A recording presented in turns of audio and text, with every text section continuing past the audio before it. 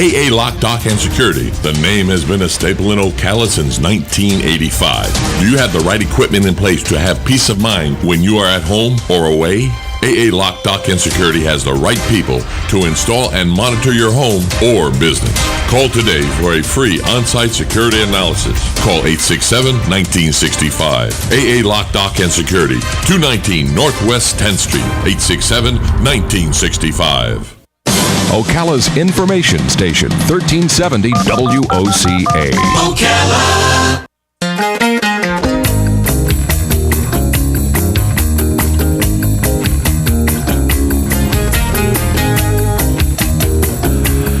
All right, 23 minutes before 11 o'clock. Thank you for tuning in. I am so looking forward to introducing you to our next guest. And I don't know him, but I've read his book, most of it. The book is called Where the Wind Leads. It is a memoir written by Vinh Chung. And I want to introduce him to you this way. Just imagine yourself, you're heading to a family gathering, okay? And it starts to rain, and you get a flat tire, and you pull off the edge of the road, and it's all muddy, and you're struggling with that flat tire, and you finally get it fixed, right? And then as you're walking back to get it back into the car, you slip in the mud, and you're all a mess, and you say, "My day is ruined." And you finally get to the party, right? And everybody's there, and you walk in the front door, and you say, "You are not going to believe what I just went through." And everybody, "Oh, what happened? What happened? What happened?" Then you tell them the story that I just said. Mm-hmm. If in the room is Vinh Chung, you better not say anything. Yeah. Because what Vinh Chung has gone through is unbelievable. If you go online and Google the rescue of the Sea Sweep, a humanitarian aid ship by World Vision, rescuing a boat, a Vietnamese boat. You will just be amazed. It was 35 years ago, according to my notes. Vinh Chung was one of 93 refugees lying half dead from dehydration in a derelict fishing boat in the middle of the South China Sea. They had already gone through hell because the family's home and rice mill company were confiscated by the government in the communist government, taking communist possessions in Vietnam. They were eventually turned away from their home and took refuge on the home. They eventually tried to escape with the boat, and now we're going to find out the rest of the story. Where the Wind Leads. This man is going to tell you an amazing story and give you an amazing source of inspiration and motivation. He is one of those forgotten Vietnamese boat people. He studied at the University of Sydney, Australia, as a Fulbright scholar. He's a theologist, to say it right that time. He serves on the board of World Vision that I just referenced. And again, Where the Wind Leads is the name of his book, a refuge family's miraculous story of loss, rescue, and redemption. It is a memoir, and the proceeds, by the way, go to World Vision for their relief efforts. This is an interview you will be glad you listened to. Dr. Vinh Chung. Good morning, Doctor. Good morning. Thank you so much for having me. My goodness, you have gone through. If I'm ever with you, I'm never going to complain about anything. What you went through. I forget this story sometimes too. You sound so young. How old were you 35 years ago? So I was 3.5, and today I'm 38 years old. So you were one of the children that almost got thrown overboard, or did your mother not consider that? Well, you know, when you're drifting crammed in a boat with 93 people, starving, dehydrated for about 5 to 6 days, your mind is not very clear. You're desperate, and so there were mothers on board who started thinking about, would it be more merciful to just drown their children and end their suffering. But fortunately, right at that point, near death, World Vision found us. Wow. Do you remember that? I remember very little of it, but this book is written based upon the collective memory of my entire family. And so my parents and my older siblings remembered it as if it were yesterday. So you escaped on the boat, your family did, and it must have been a large boat. I mean, that's a lot of people. Well, no, it's actually a fishing boat designed for a family of maybe 5 or 6, but there are 93 of us crammed in. Oh, wow. Yeah, Wow. just drifting, and the motor wasn't working. We had no idea where we were. We had no food, no water, and we were literally gonna die. And then World Vision rescued my family. Wow. How did they know where you were, or was that an accident? Did they just stumble upon you? Yeah, so at this point, the president of World Vision, his name is Stan Mooneyham, saw the plight of the refugees. He knew what was going on, and so he went out there, and they were searching for us to give us aid and assistance. And he helped my family, and we were fine. But there's no telling how many hundreds of thousands of Vietnamese boat people who drowned out at sea. You are a theologian, so can I ask a religious question? Sure, Okay. absolutely. Well, I mean, there's a story in the Bible, right? And I'm not good at this stuff, but there's a story in the Bible where Jesus is sleeping and the guys in the boat say, "Oh my goodness, this is terrible," and he comes up and he calms the sea. And I've always took that as a lesson for all of us to just kind of chill out when things start to looking really bad and have faith in God. Did that philosophy, whether it was based on a Christian teaching or some other teaching, but did that philosophy play a role in the 93 refugees? So my family today, we're Christians, but when we left Vietnam, we were not Christians. We believe in superstition. We're part Buddhism. We had ancestral worship. But the funny thing is that during that moment when we were drifting, almost dead, my father had his encounter with God. We were, by this time, days without water. And you know that you can't live very long, especially in the hot area in the South China Sea. He looked around, and his children were dying. And that was when he got on his knees, and he prayed to the Creator. He didn't even know the name for God or the name for Jesus, but he believed that there was a higher being out there. And he prayed that we would get water, and almost immediately the sky darkened and rain came down. Oh, wow. So there was this interesting snippet in the book as well where he had an encounter with God out at sea. One of the harrowing accounts that I understood from the book is that the boat landed in Malaysia first. Yes, so we left with about 290 refugees on a larger boat. We made it to Malaysia, where we hoped to be admitted to refugee camp. But instead, on the beach, my father, my uncles, and the other men were beaten on the beach by the Malaysian soldiers. These are armed men with rifles. And we were eventually divided into 4 small groups, placed in these 4 small fishing boats that didn't work, towed out to sea, and left to die. Oh, wow. So we were 93 people crammed in a floating coffin when World Vision found us. And the soldier said something horrendous when the people said, "What are we going to do about food?" That's right. They said, "Just eat your children." And that right there just shows you during these desperate times kind of the extent of cruelty that mankind is capable of going. At the same time, you see the act of Stan Mooneyham and those on board the World Vision ship, and they took all the risks in the world to go out and help a group of people they know nothing about. So who is World So Vision? it looks at the full extent of what people are capable of doing. I need to take a little break, and I'm so intrigued with what we're saying that I kind of lost track of the clock. We need to take a little break. I can't wait to get back. Dr. Vinh Chung is on the phone. His book is called Where the Wind Leads, a refuge family's miraculous story of loss, rescue, and redemption. And there's so much inspiration in this story as well as the story itself. We'll be right back with Dr. Chung after these important messages.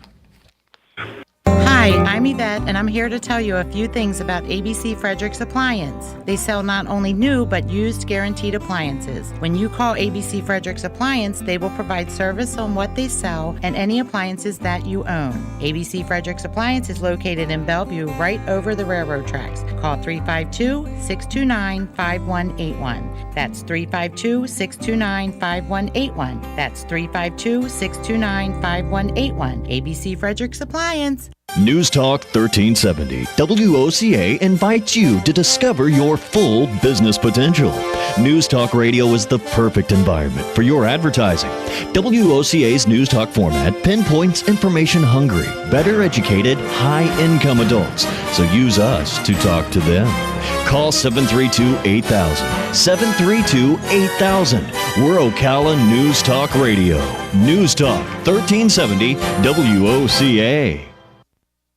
Hey, I'm Gary. And I'm Eric. Did you know that Red Eye Radio is on WOCA The Source every night from 2 to 6 a.m. and it's live? That's right. No tape shows here. We know that the news doesn't sleep. And neither do we. So we're here with you live from 2 till 6 a.m. every weekday. Call us 866-90-RED-EYE. So join me, Gary McNamara. And me, Eric Harley, every weeknight to discuss the latest in news and entertainment. Right here on WOCA The Source.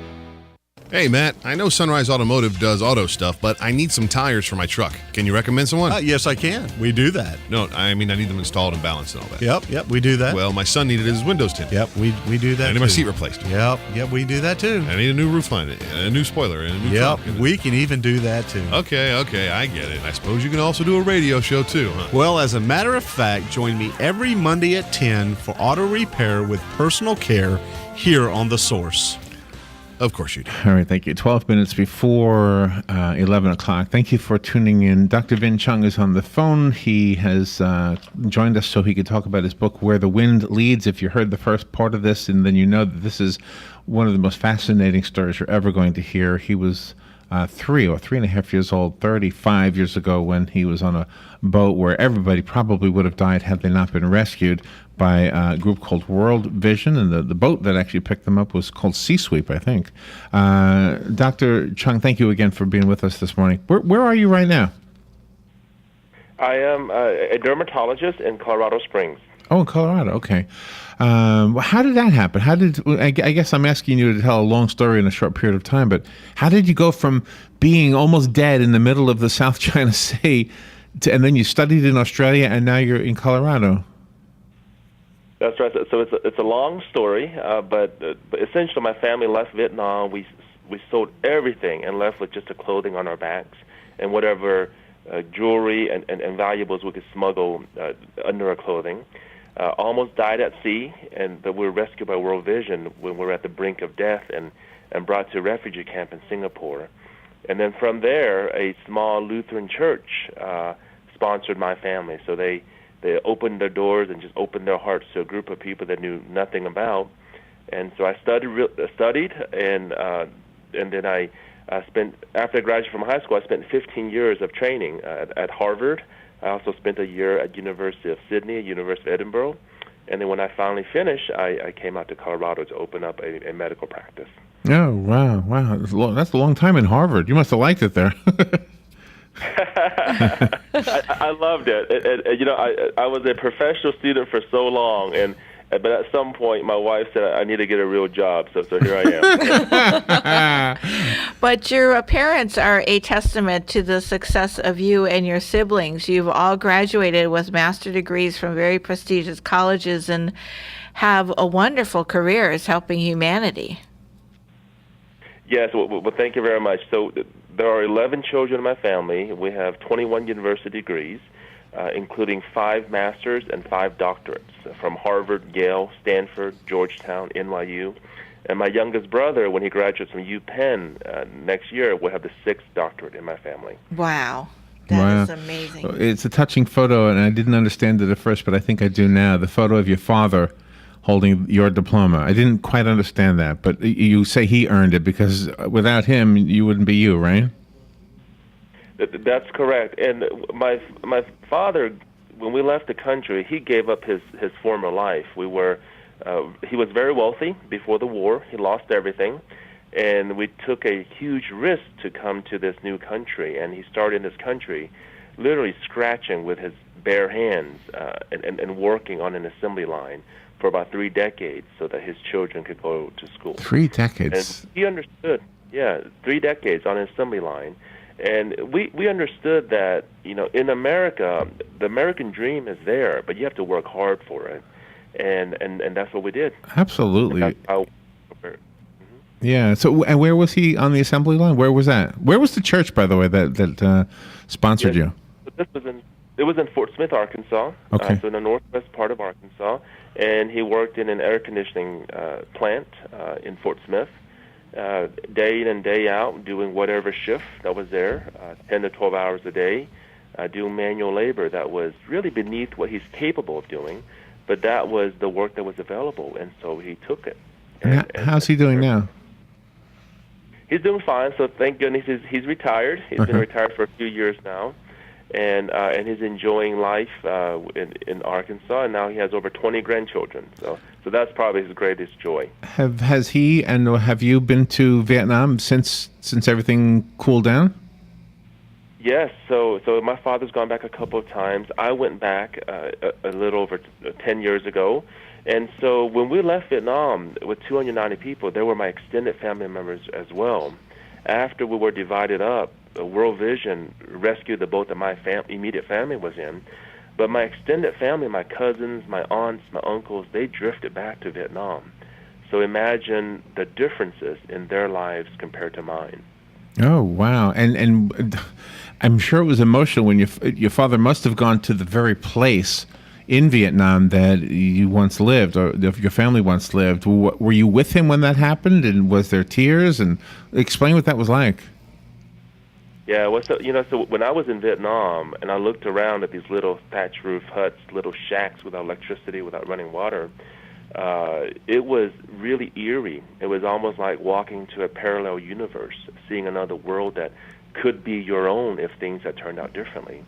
And so at that point, I was a student. I had graduated from Harvard undergraduate. I was a student at Harvard Medical School, had a bright future ahead of me. And then I walk into Vietnam and see this other world. And it really struck me that just a vivid reminder of the opportunities that I have, as well as the obligation that I have to give back and to help those who are less fortunate. I'm going to speculate that you wrote the book, and forgive me if my speculation is way off base, but I'm speculating that you wrote the book not just to detail the story, but to actually underscore some of the things that maybe many Americans take for granted.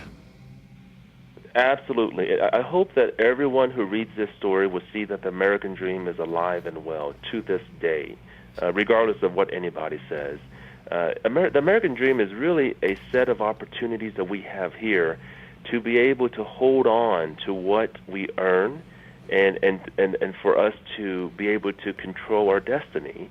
It's not easy. You still have to work hard for it, and sometimes you have to work for many years. And if you see my father, it was a generation that he made for 3 decades so that his own children can have a bright future.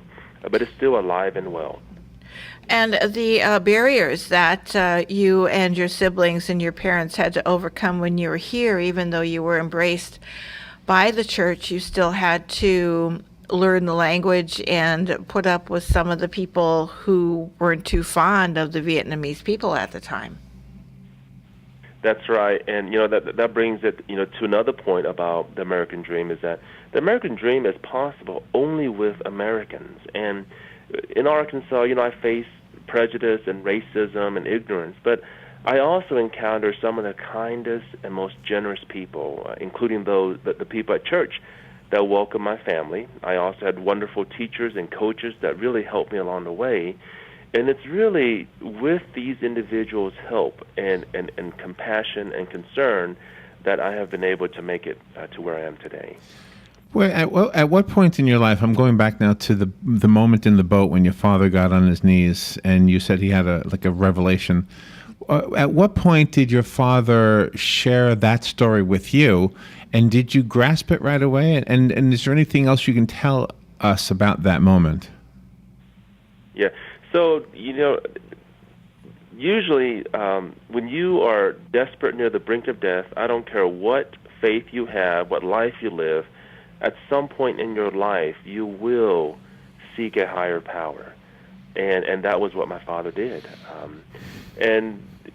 These are different stories that I've learned bits and pieces, but over the past 2 years when we're working on this book, we're able to really flesh it out and to understand it, because some of these parts are just so painful that my father has not shared with us freely. But a lot of the details of the book really came out over the past 2 years.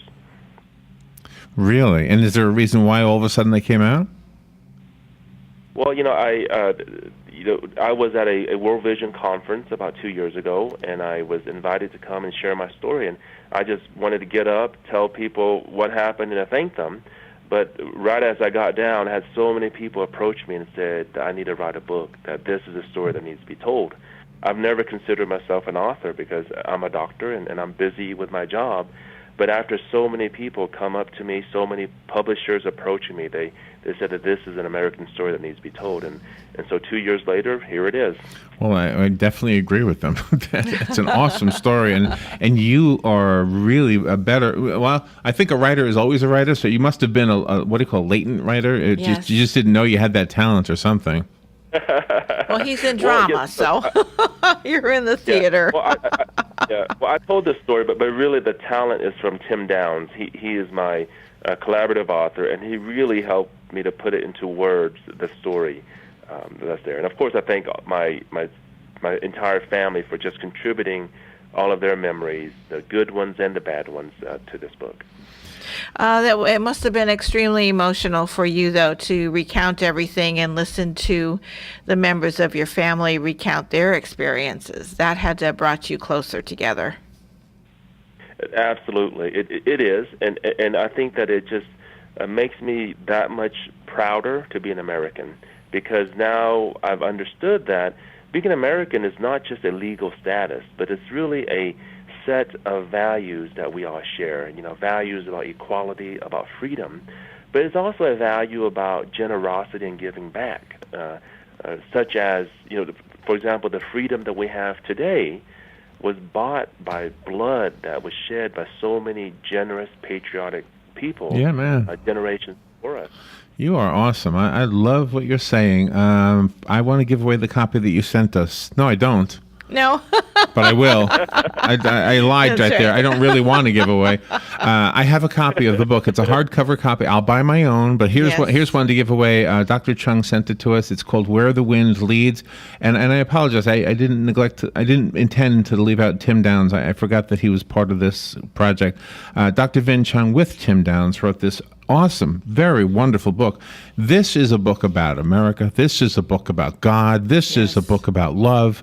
This is a book about endurance and about dedication. It is really a well done story, and I had never heard it before.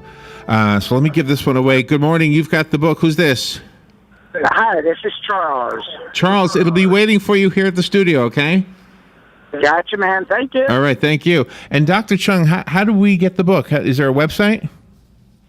Yeah, so it's available on Amazon.com. It's also available in all major bookstores, and all the proceeds will go to benefit World Vision. All the author royalties, that is, will go to World Vision. Okay, and worldvision.org is the website for World Vision. Unbelievable. Thank you so much, Dr. Chung, for being with us today. And if you're ever promoting anything else, come back on, okay? Great. Thank you so much. It's a pleasure.